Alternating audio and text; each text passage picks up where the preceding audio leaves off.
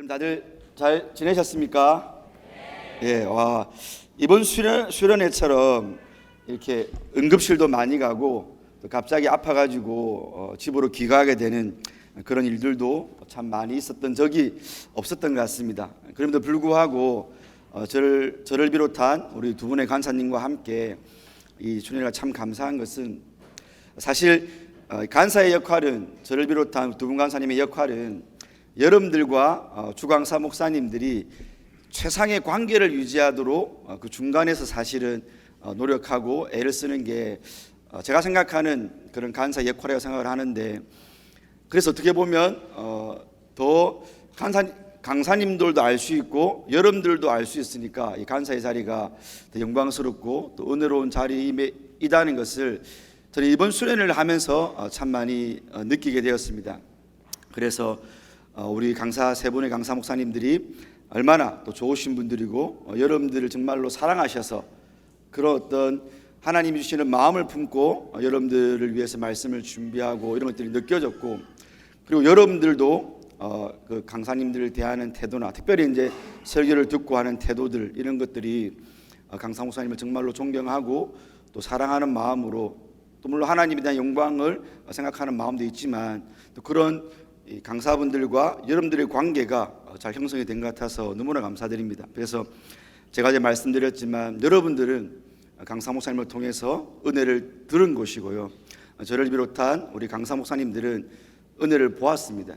은혜를 받은 자들이 살아가는 삶을 통해서 어떻게 보면 형이상학적인 그 은혜라는 개념이 여러분들이 서로 잘 모르는 관계였지만 어색해하지 않고 친하게 지내고 예배를 정말 잘 드리고 기도를 뜨겁게 하고 서로 사랑하려고 애를 쓰고 이해하려고 하고 피곤하고 불편한 이런 어떤 우리 이런 조직 생활인데, 그 가운데서도 웃으며 생활하는 모습을 통해서 은혜를 받으면 이렇게 되는구나를 보게 되어서 참 감사하고, 여러분들 이 관계를 지교에 돌아가셔도 한번 이렇게 막 끊지 마시고 궁금한 거나 신학적으로 뭔가 여러분들이 더 심화적인 것을 알고 싶으면 언제라도 여러분들이 우리 강사 목사님들과 같이 연락하면서 여쭤보고 답을 얻을 수 있으니까 관계를 잘 유지했으면 좋겠다는 생각을 한번 하게 됐습니다.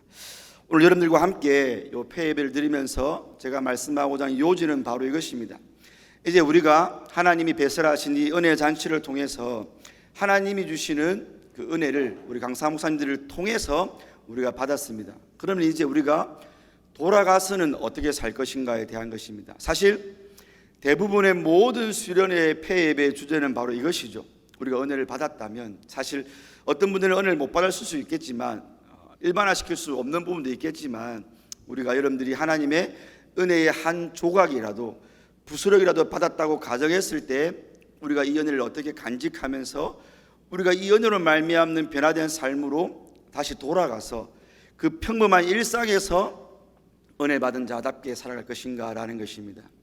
근데 중요한 것은 우리가 은혜를 받았다고 해서 여러분들이 가서 살아야 될 평범한 일상에 있는 그 사람들, 내가 마주하고 대하고 나와 관계할 그 사람과 그 상황이 은혜의 어떤 노다지가 되거나 은혜를 함께 받은 그런 사람들은 아니라는 것이죠. 여러분, 내가 은혜 받았으니까 우리 부모님이나 아니면 내가 학교에서 같이 지내는 친구나 아니면 직장의 어떤 상사나 뭐 이렇게 부하 직원이나 동료가 수련회를 갔다 왔으니까 내가 저 친구에게 말을 함부로 하면 안 되겠다, 저 친구의 마음에 상처받고 은혜가 쉬 사라지면 안 되니까 내가 좀 눈치를 보면서 이 친구를 위해서 말을 해야 되겠다, 행동을 해야 되겠다. 절대 그렇지 않지 않습니까, 여러분? 근데 그런 상황에 우리가 직면했을 때 어떻게 보면 은혜를 받지 않았을 때보다 은혜를 받고 나서 내 평범한 삶으로 또 견뎌야 되고, 내가 정말 그 하루하루를 어렵고 힘들고 눈물 나지만 근근히 인내하며 살아가는 그 하루에 내가 또다시 들어가게 되었을 때 은혜를 받고 난 이후에는 어떤 면에서는 우리의 영적인 상태가 급전직할 수 있다고도 생각이 저는 드는 것이죠. 여러분, 차라리 은혜를 맛을 안 봤으면, 은혜를 몰랐으면 기대라도 안 했을 텐데, 내가 하나님의 말씀을 받고 종말의 소망을 얻었고 내가 이 땅에서의 현세의 삶을 예수님을 생각하면서 예배자로 살겠다고 다짐을 했고, 그런 다짐한 나의 삶의 양식을 제공해주는 교회라는 공동체 울타리가 내게 있지만, 그래서 힘이 났지만 소망이 생겼지만 용기를 가져봤지만 돌아갔을 때 너무 쉽게 무너지는 우리 자신을 보았을 때 어쩌면 우리는 은혜란 게 있는 것인가, 그 가짜 아닌가. 잠깐 내가 감정적으로 뭔가 격앙돼가지고 그 분위기에 취해가지고 드럼 소리에 취해가지고 다들 아멘하고 다들 크게 찬양을 하니까 내가 그게 편성해서 나도 모르게 나를 기만했던 것은 아닌가라고 하면서 현실 앞에 좌절할 수도 있지 않은가.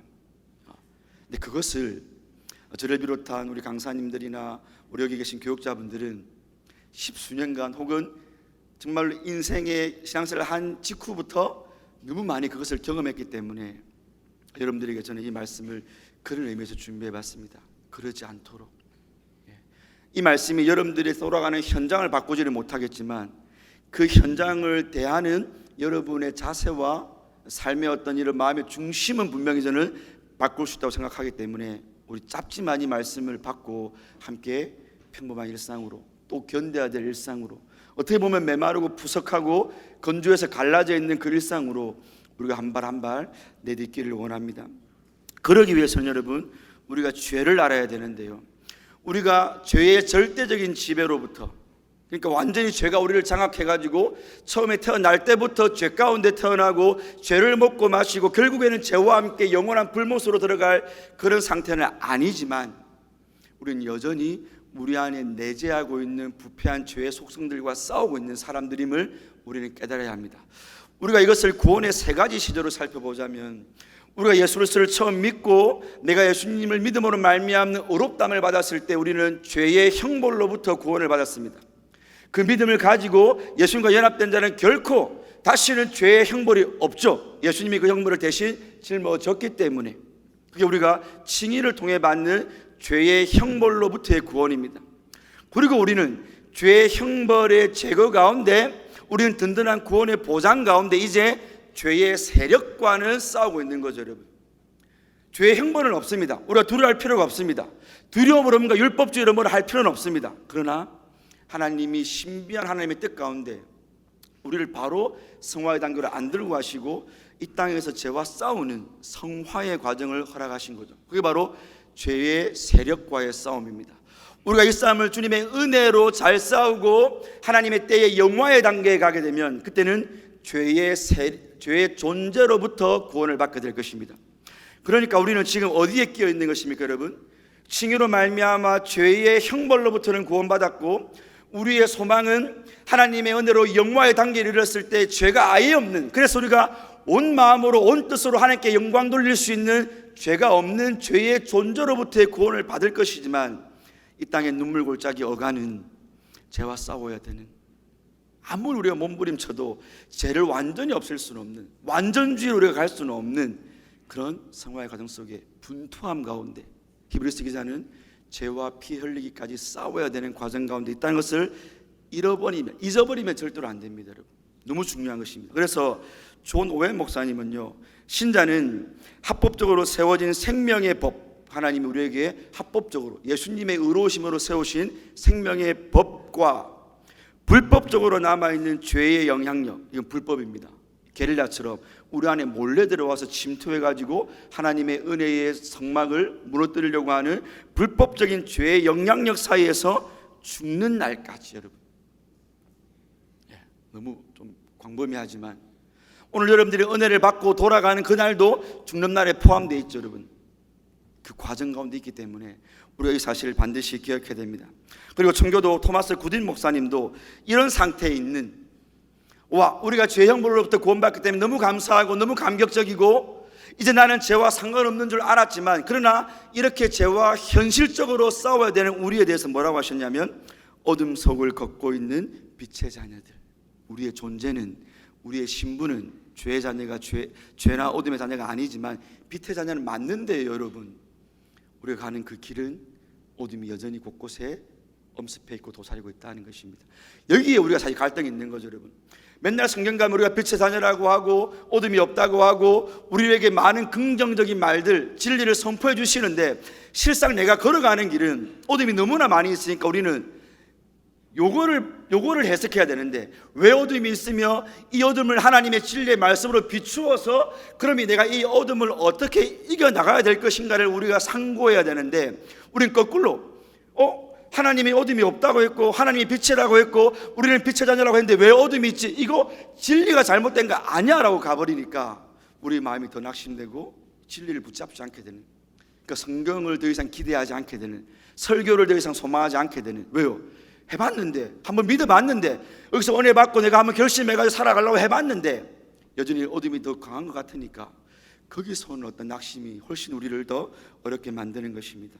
그게 바로 죄가 지금 저와 여러분들을 향하여서 밀가부르듯 하려고, 우는 사자처럼 삼키려고 지금 우리가 돌아가면 그런 어떤 역사들이 기다리고 있을 것이란 말입니다. 여러분, 어떻게 되겠습니까?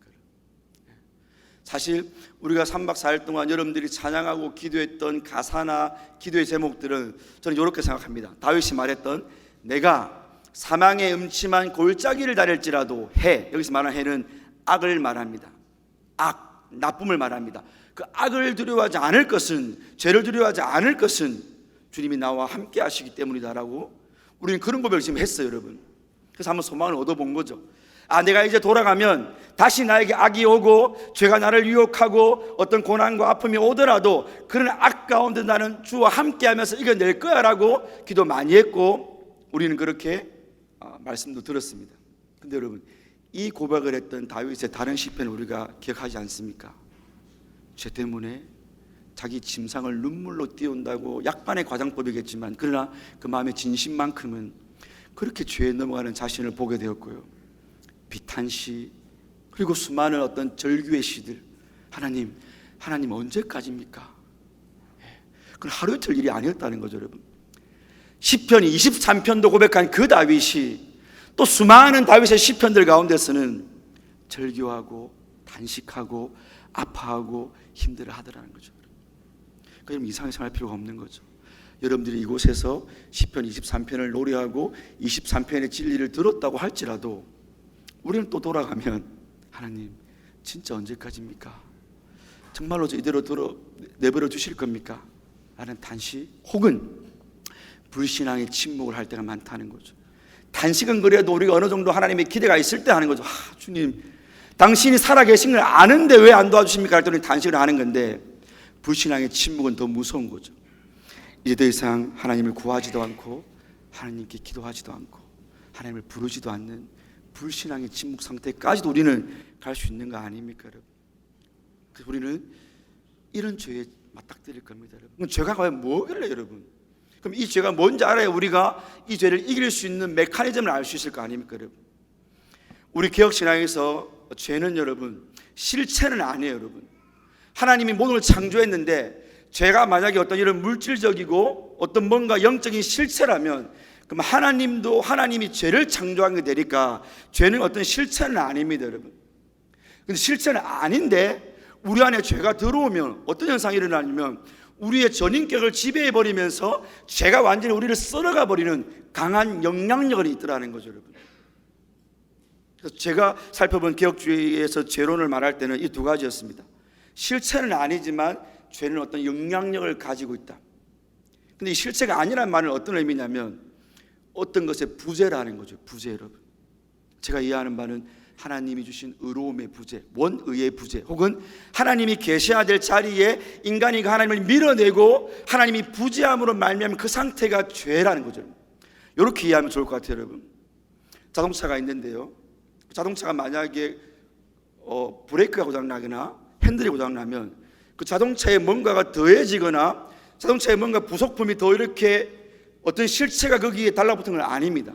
근데 원래 완전한 자동차의 구성에서 브레이크가 고장이 나거나 핸들이 빠져버리면 제동이 안 되니까, 컨트롤이 안 되니까 여기저기 받고 사람을 치고 사고를 내는 거죠. 그 상태, 그 부재의 상태. 우리 마음에 하나님이 계셔야 될 자리에 하나님이 없는 부재의 상태가 우리에게 죄의 큰 영향력으로 작용을 하는 거죠, 여러분. 그러면 여기서 이제 우리가 어떻게 죄를 이길 것인가에 대한 희미한 답을 찾을 수 있는 거죠, 여러분.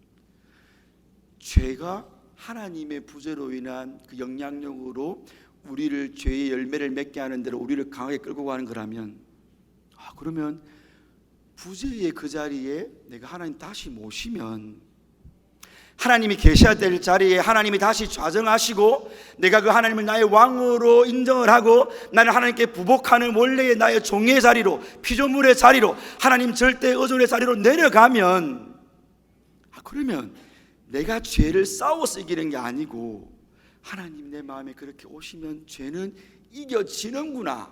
물론 이겨지는구나라는 그 행간에는 여러분, 우리가 죄와 피 흘리기까지 싸우는 애씀과 노력과 분투함이 다 포함되어 있는 것입니다. 여러분들이 개혁주의 생활을 잘 아니까요.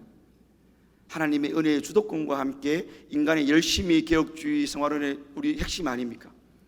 근데 우리는 내가 그러면 이제 돌아가면 죄 안 지어야지, 다시는 밤에 자기 전에 휴대폰 안 봐야지, 다시는 내가 야동 안 봐야지, 다시는 내가 내 비전에 함몰돼가지고 하나님보다 내 삶의 어떤 비전을 높이지 않아야지. 우리가 지금까지 그렇게 해왔잖아요, 여러분. 그게 아니고 여기에 포커스를 더 두지 말고 여러분, 그렇게 하지 않을 수 있게 하시는 하나님께 더 매달리자는 것입니다.